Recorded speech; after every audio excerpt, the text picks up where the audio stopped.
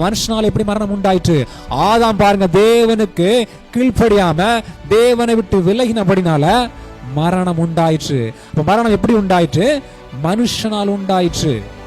அதே போல மனுஷனால மரணம் உண்டாயிற்று, அதே போல உயிர்த்தெழுதலும் உண்டாக வேண்டும்.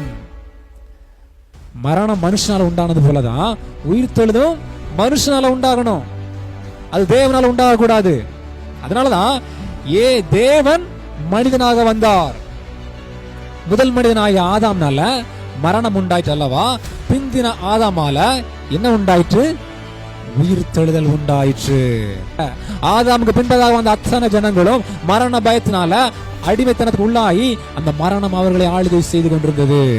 ஆனால் தேவன் என்ன பண்றாரு? மனிதர்களை உயிரடைய செய்ய வேண்டும் என்றால் என்ன தேவை? உயிர்த்தெழுதல் தேவை. அதனாலதான் ஆண்டவர் உயிர்த்தெழுந்தார். பிரியமானவர்களே,